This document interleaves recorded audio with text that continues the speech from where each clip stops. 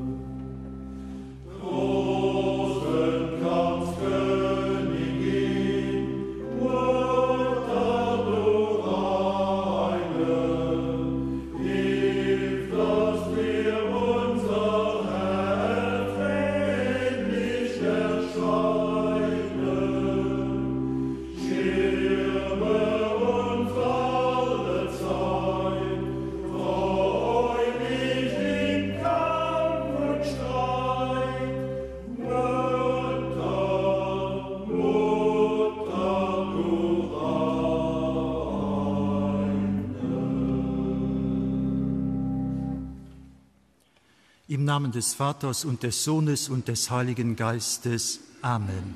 Gnade und Friede von Gott, unserem Vater, und dem Herrn Jesus Christus sei mit euch. Leif Leid heit zu Helzen an der Kirche, alle Wallagur, die da iwwer Medien mat deis verbunden sieht. Den Herrgott kümmert sich nach mei sei Volk, wie de Winzer sei wingert. Schied für engem Gelewigen gëtt eng Aufgab, eng Mission an der Kirch. Los ma haut ob den Herrgott lauschtren an hien ze Summe luwen, a los ma fir deich lo sein Erbarmen frohen. Ich bekenne Gott dem Allmächtigen und allen Brüdern und Schwestern, dass ich Gutes unterlassen und Böses getan habe. Ich habe gesündigt in Gedanken, Worten und Werken, durch meine Schuld, durch meine große Schuld.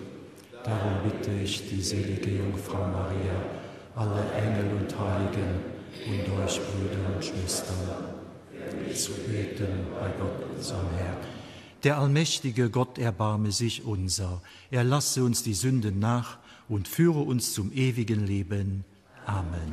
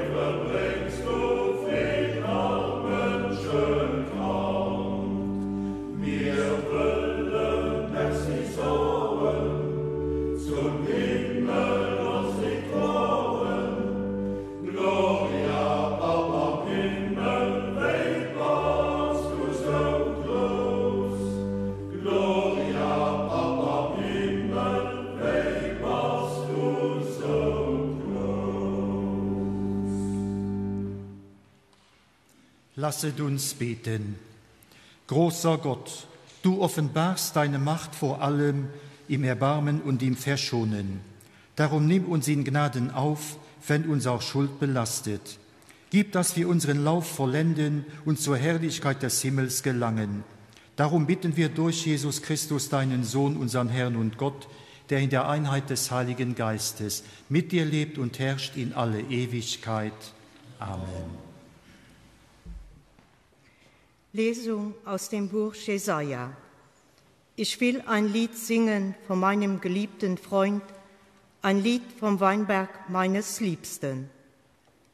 Mein Freund hatte einen Weinberg auf einer fruchtbaren Höhe. Er grub ihn um und entfernte die Steine und bepflanzte ihn mit den edelsten Reben. Er baute mitten darin einen Turm und hieb eine Kelter darin aus. Dann hoffte er, dass der Weinberg süße Trauben brächte, doch er brachte nur saure Beeren. Nun spricht das Urteil, Jerusalems Bürger und ihr Männer von Juda, im Streit zwischen mir und dem Weinberg. Was konnte ich noch für meinen Weinberg tun, das ich nicht für ihn tat? Warum hoffte ich denn auf süße Trauben? Warum brachte er nur saure Beeren? Jetzt aber will ich euch kundtun, was ich mit meinem Weinberg mache. Ich entferne seine schützende Hecke, so wird er zur Weide. Seine Mauer reiße ich ein, dann wird er zertrampelt. Zu Ödland will ich ihn machen. Man soll seine Reben nicht schneiden und soll ihn nicht hacken. Dornen und Disteln werden dort wuchern. Ich verbiete den Wolken, ihm Regen zu spenden. Ja, der Weinberg des Herrn der Heere ist das Haus Israel, und die Männer von Juda sind die Reben, die er zu seiner Freude gepflanzt hat. Er hoffte auf Rechtsspruch, doch siehe da, Rechtsbruch, und auf Gerechtigkeit, doch siehe da, der Rechtlose schreit. Wort des lebendigen Gottes.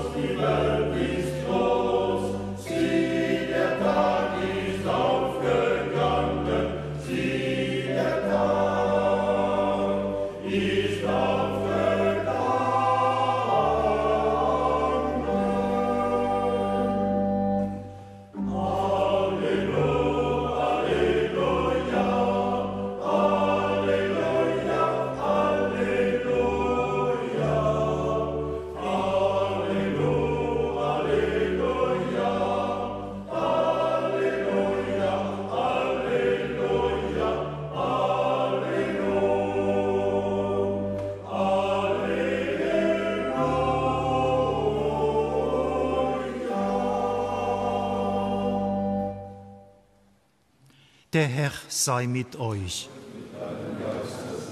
Aus dem heiligen Evangelium nach Matthäus.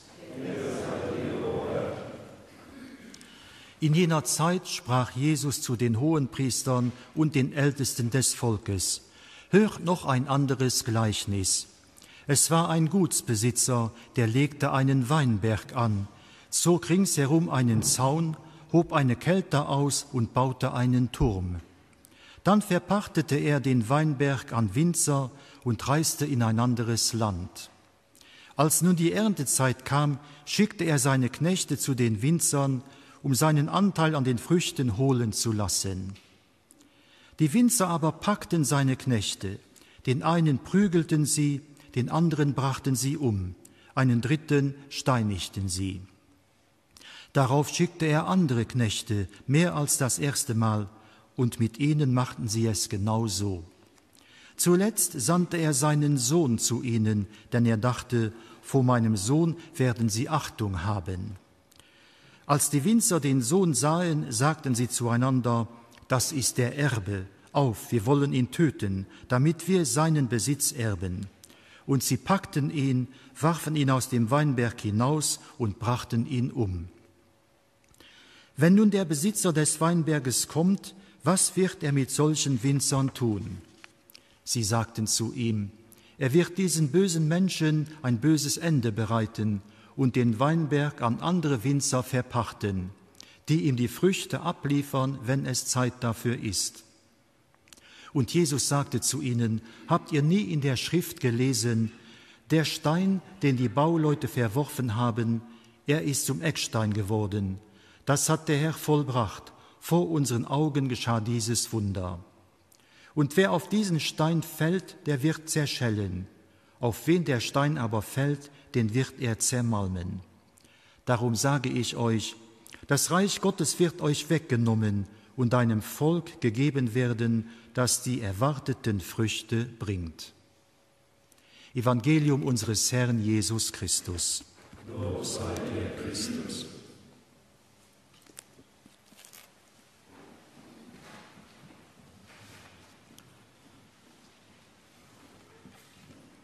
Liebe Schwestern und Brüder, draußen auf der Mosel sind ran, lies an de wingerten River, de Vierderweißen am Kommen. Für de Rest kein Thema mehr für das Jahr. An der Bibel schon, a gleich an eisen 2 Lesungen. Die erste aus dem Prophet Jesaja als regelrecht Liebeslied. Mat viel lebt an Opwand, als do e Wingert ugelöscht gin, an lo erwart de Proprietär, de Winzer, nachdem sie sich christlicht a viel investiert tut, eng sensationell Rekolt, en extraordinären Grand Premier Cru, e Jahrhundert Wein. Denkste, nimmen sauer drauven, kein Öchsle an neicht.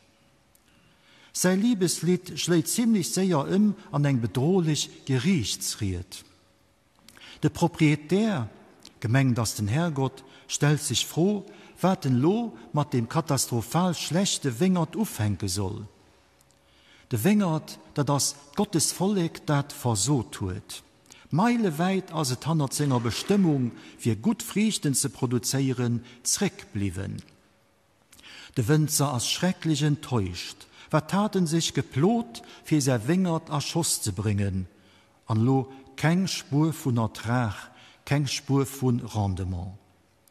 A Platz rechter Gerechtigkeit, die sich vor seinem Volk erhofft hat, nimmen Unrecht an Missstände. Dafür gëtt de Wingert opgeleist, zougetippt as engem Schicksal iwwerlos. Ein dringenden Appell und Eisleifren, Frichten afir zu bringen, Frichte vom Liewen, dat techt e gut Liewen zu feieren, net e neicht Nutsicht oder verwerflicht. Auch so am Evangelium. De Gutsherr stellt doch hei Gott selber durch. Mat de beise Winzer, die se Wingert beerbigten, sind Hohepriester a Pharisäer gemengt. An de Wingert steht für Reich Gottes. Den Herrgott das geduldig. 2-mal schickte sin Knechten, an die 3. Keier sogar sein eigene Jung, für sin Rekolt, der ihm zusteht, anzufeieren. Ma all die Burtgi von de Winzer gebetscht, geschlohen, rausgeheit, an sogar gestängigt. Die Jung, den sie schließlich aus Egoismus umbringen, as, da das unschwer herauszufinden, eisen Herr Jesus Christus. Hier hast durch die jüdisch-religiöse Obrigkeit zu Fall kommen an ob Kreuz abgehangen gehen. Bei religiösen Machthaber kann effektiv ein gefährlich Gewaltpotenzial entstehen, auch bei Amtsinhaber, die eine hohe Stellung an der Hierarchie von der Kirche bekleiden. Der Matthäus kritisiert diejenigen, die geistlich Ämter bekleden, an ihr Macht missbrauchen. Aber auch am Endeffekt jeden, den sie Macht missbraucht. Dafür stehen die kriminellen Winzer, die de Wingert gepacht tun. Die wollen alles für sich behalten, alles für sich, mei, nach, krähen. Kennen wir da doch? Wir krähen etwas und wollen dann nach mei, immer mei. Sie krähen den Hals nicht voll. Wer nie genug kriegt, als die glücklich. Nee, als sie nicht. Wer immer mehr kriegen will, wie ihn hört, den hört nicht gefühl genug zu haben. Den ist immer unzufrieden. Ein Fass ohne Boden. De Wingert leif alle gut, dat das die Welt, an der wir dran sind. Auch als Welt das, so wie am Gleichnis de Wingert wird Pirchter, eis nimme gelehnt. Wir sind nicht proprietär, die durch Schalten erwalten können, durch Lust der Laune. Den Herrgott ist der Chef. Und hier will, dass man mit dieser Welt responsabel umgehen. Dass man nicht die Boot a Propheten verdreiben und bekämpfen, die uns mahnen, mit dieser Welt sorgsam umzugehen. Immerem stehen wir an der Gefahr zu handeln, wie wenn die Schöpfung, die Umwelt, das menschliche Leben, mir selber, eist Eigentum wären. So, wie wenn es den Herrgott nicht ging, an den Umgang damit läng an eisen Beleben ging stohen, jo eiser Willkür überlos wählen. Auch mir, Leifren, sind nimme Pirchter. Wir sind Winzer am Wingert von eiser Herr.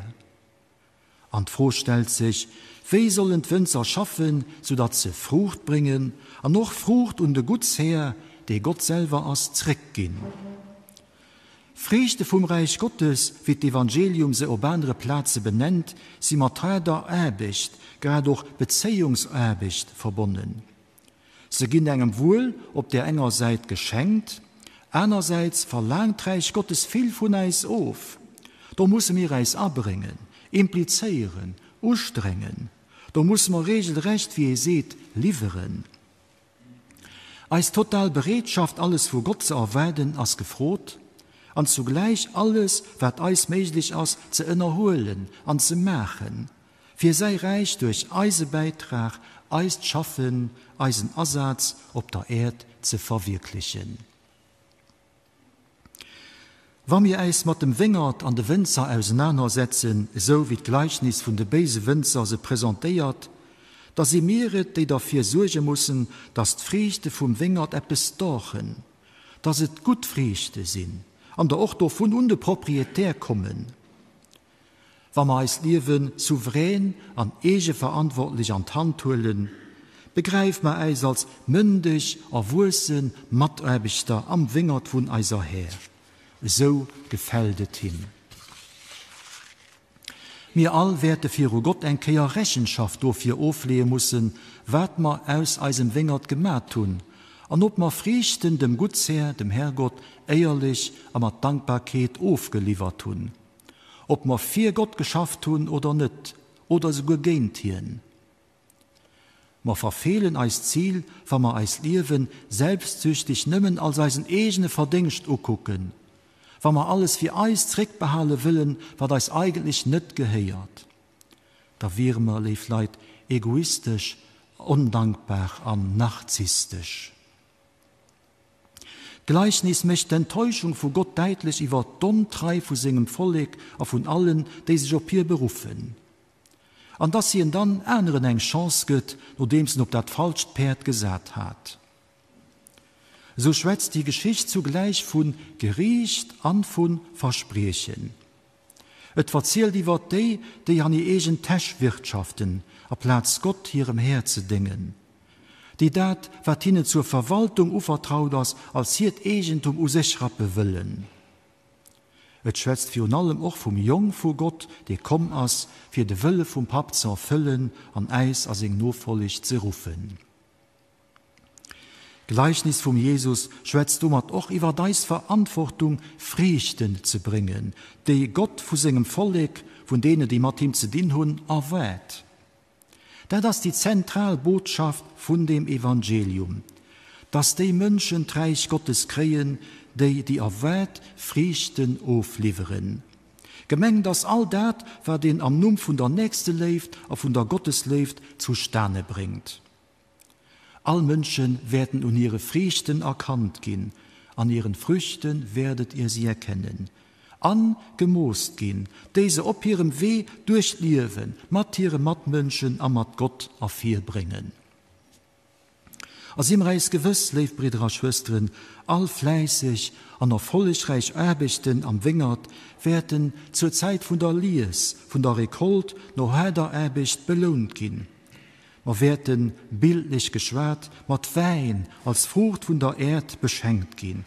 Wein als Symbol für Fried, für Ausgelossenheit, für Gemeinschaft an, für Fester. Ob diesen eisen Lohn können wir eis freuen. Amen. Ich glaube an Gott, den Vater, den Allmächtigen, den Schöpfer des Himmels und der Erde, und an Jesus Christus, seinen eingeborenen Sohn, unseren Herrn, empfangen durch den Heiligen Geist, geboren von der Jungfrau Maria, gelitten unter Pontius Pilatus, gekreuzigt, gestorben und begraben, hinabgestiegen in das Reich des Todes, am dritten Tag auferstanden von den Toten, aufgefahren in den Himmel, sitzt zur Rechten Gottes, des allmächtigen Vaters, der kommen zu richten die Lebenden und die Toten. Ich glaube an den Heiligen Geist, die heilige katholische Kirche, Gemeinschaft der Heiligen, Vergebung der Sünden, Auferstehung der Toten und das ewige Leben. Amen. Los mal lotse Summen beten. Für die Kirche, dass sie die Frucht bringt, die den Herrgott von hier erwährt. Christus heia eis. Für all Gedieften, die berufen sind, am Wingert von unser Herz zu schaffen, dass sie ihr Talente an den Dienst für jed Verengem stellen. Christus heia eis. Für die, die an der Welt oder an der Kirche eine Responsabilität haben, dass sie für ihre Mitmenschen mit Mitgewichtigkeit da sind.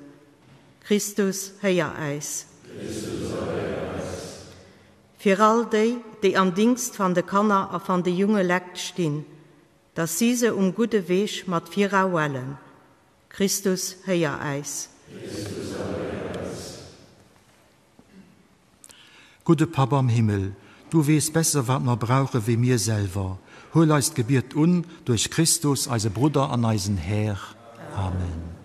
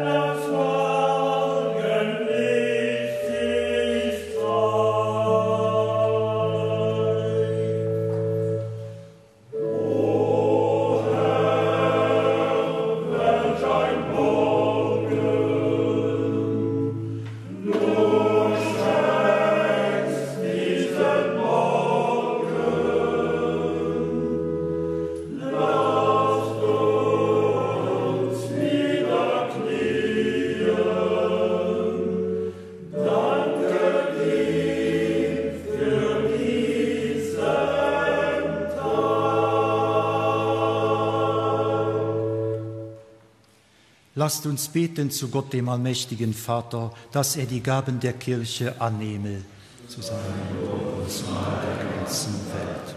Allmächtiger Gott, nimm die Gaben an, die wir nach deinem Willen darbringen, vollende in uns das Werk der Erlösung und der Heiligung durch die Geheimnisse, die wir zu deiner Verherrlichung feiern. Darum bitten wir durch Christus, unseren Herrn. Amen. Der Herr sei mit euch. Und mit deinem Geiste. Erhebet die Herzen. Wir haben sie beim Herrn. Lasset uns danken dem Herrn, unserem Gott. Das ist würdig und recht. In Wahrheit ist es würdig und recht, dir, allmächtiger Vater, zu danken und dich mit der ganzen Schöpfung zu loben. Denn du hast die Welt mit all ihren Kräften ins Dasein gerufen und sie dem Wechsel der Zeit unterworfen. Den Menschen aber hast du auf dein Bild hin geschaffen und ihm das Werk deiner Allmacht übergeben. Du hast ihn bestimmt, über die Erde zu herrschen, dir seinem Herrn und Schöpfer zu dienen und das Lob deiner großen Taten zu verkünden, durch unseren Herrn Jesus Christus. Darum singen wir mit den Engeln und Erzengeln, den Thronen und Mächten und mit all den Scharen des himmlischen Heeres, den Hochgesang von deiner göttlichen Herrlichkeit.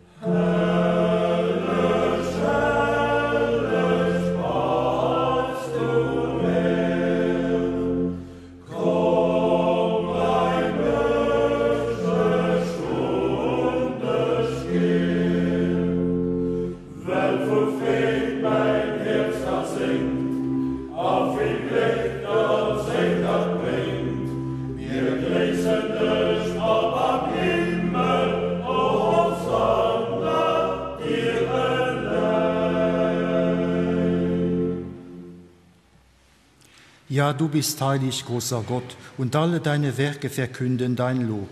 Denn durch deinen Sohn, unseren Herrn Jesus Christus, und in der Kraft des Heiligen Geistes erfüllst du die ganze Schöpfung mit Leben und Gnade. Bis ans Ende der Zeiten versammelst du dir ein Volk, damit deinem Namen das reine Opfer dargebracht werde, vom Aufgang der Sonne bis zum Untergang.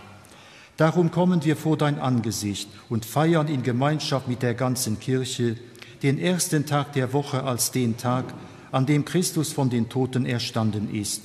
Durch ihn, den du zu deiner Rechten erhöht hast, bitten wir dich, allmächtiger Gott. Heilige unsere Gaben durch deinen Geist, damit sie uns werden, Leib und Blut deines Sohnes, unseres Herrn Jesus Christus, der uns aufgetragen hat, dieses Geheimnis zu feiern. Denn in der Nacht, da er verraten wurde, nahm er das Brot und sagte Dank, brach es, reichte es seinen Jüngern und sprach, nehmet und esset alle davon, das ist mein Leib, der für euch hingegeben wird.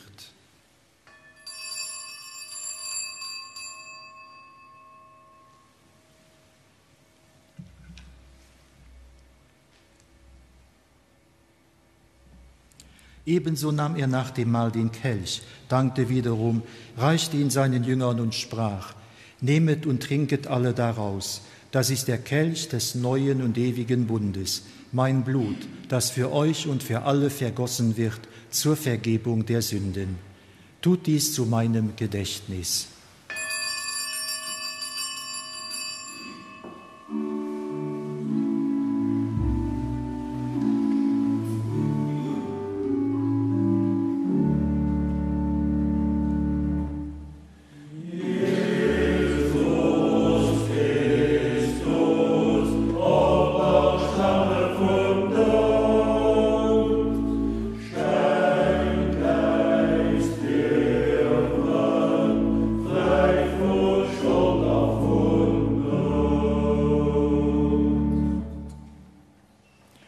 Darum, gütiger Vater, feiern wir das Gedächtnis deines Sohnes.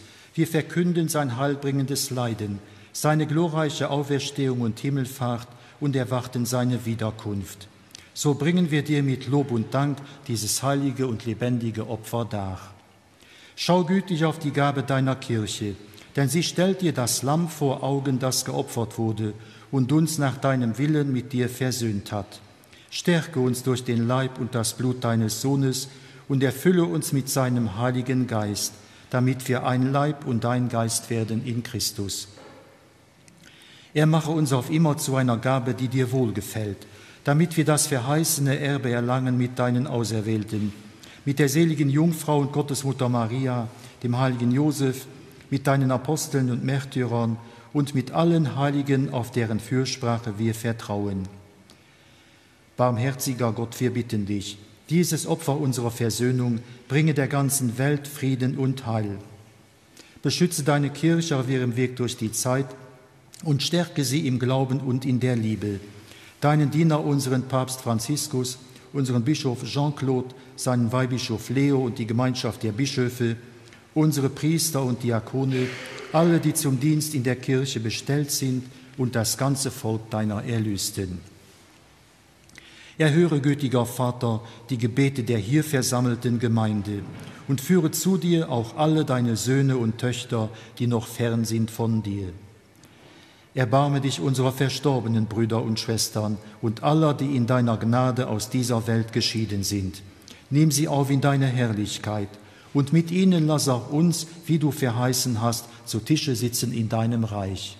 Darum bitten wir dich durch unseren Herrn Jesus Christus, denn durch ihn schenkst du der Welt alle guten Gaben. Durch ihn und mit ihm und in ihm ist dir, Gott allmächtiger Vater, in der Einheit des Heiligen Geistes, alle Herrlichkeit und Ehre, jetzt und in Ewigkeit. Amen. Wir heißen Kinder Gottes und sind es, darum beten wir voll Vertrauen. Vater unser im Himmel, geheiligt werde dein Name, dein Reich komme, dein Wille geschehe, wie im Himmel, so auf Erden. Unser tägliches Brot gib uns heute und vergib uns unsere Schuld, wie auch wir vergeben unseren Schuldigern. Und führe uns nicht in Versuchung, sondern erlöse uns von dem Bösen. Erlöse uns, Herr, allmächtiger Vater, von allem Bösen und gib Frieden in unseren Tagen. Komm uns zu Hilfe mit deinem Erbarmen und bewahre uns vor Verwirrung und Sünde, damit wir voll Zuversicht das Kommen unseres Erlösers Jesus Christus erwarten. Denn dein ist das Reich und die Kraft und die Herrlichkeit in Ewigkeit. Amen. Der Herr hat zu seinen Aposteln gesagt: Frieden hinterlasse ich euch, meinen Frieden gebe ich euch. Deshalb bitten wir, Herr Jesus Christus, schau nicht auf unsere Sünden, sondern auf den Glauben deiner Kirche und schenke ihr nach deinem Willen Einheit und Frieden. Der Friede des Herrn sei allezeit mit euch.